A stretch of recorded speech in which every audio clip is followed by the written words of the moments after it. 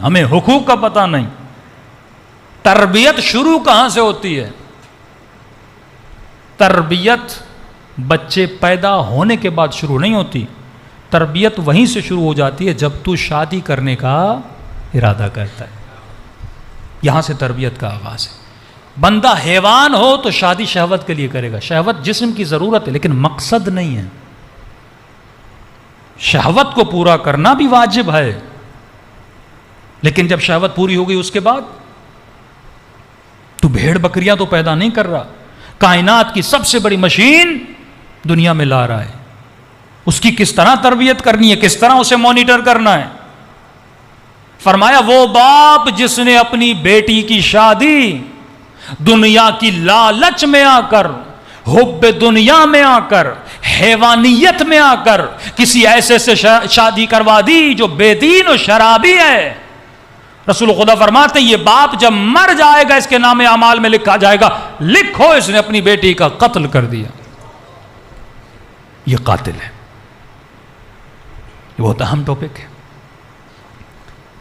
जो अभी जवानी के उन फमान जवानी में उनके लिए एक जुमला कहूँ, मैंने न्यू रिजविया में भी बोला, क्योंकि पूरी दुनिया घूमने के बाद हम आपकी खिदमत में आते हैं। अगर नुकसानात आपको न बताए जाएं, लफ्ज़ है कत्ल।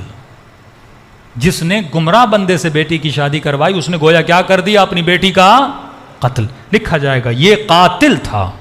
और कुरान कहता है मन कतल नफ्सन बिगैर नफ्सिन औ फसादिन फिल अर्ज़ फकअन्नमा कतल अन्नास जमीआ। जिसने एक बंदे का कत्ल किया, ये मत सोचना उसने एक को कत्ल किया, उसने पूरी कायनात को कत्ल किया। और जब मेरे छठे इमाम इमाम जाफर सादिक अलैहिस्सलातु वस्सलाम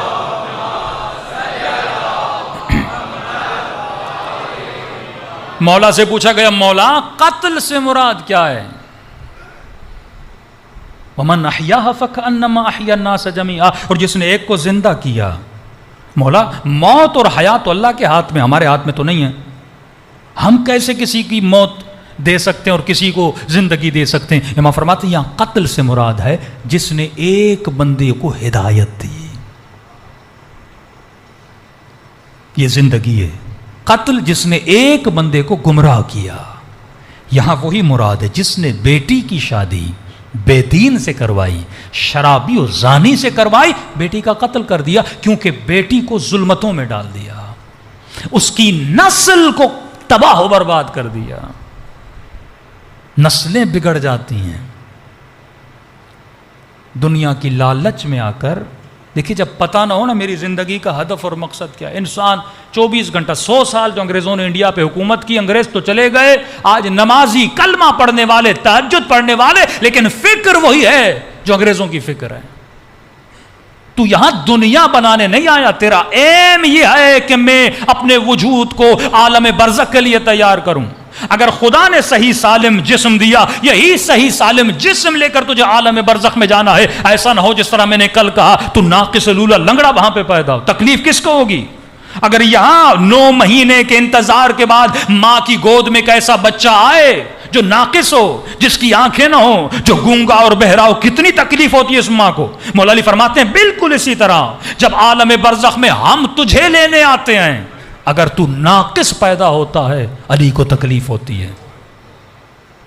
तुम हमारी बच्चों की मानंद हो। अना व अली अबवा हाज़िल उम्मा, रसूल खुदा की हदीस है आखिरी जमाने के लिए।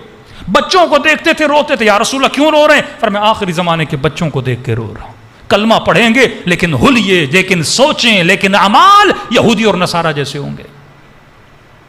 दुनिया की ख्वाहिश में बच्चे कनाडा भेज दिए, अमेरिका भेज दिए, ऑस्ट्रेलिया भेज दिए। क्यों भेजे भाई? मौलाना पढ़ने के लिए। ठीक है, अब वापस बुलाओ ना बच्चों को। तुमने कत्ल कर दिया अपनी नस्लों को। उन निजामों में औलादें, एक नस्ल बचाओगे, 2 नस्लें, तीसरी नस्ल गई हाथ से।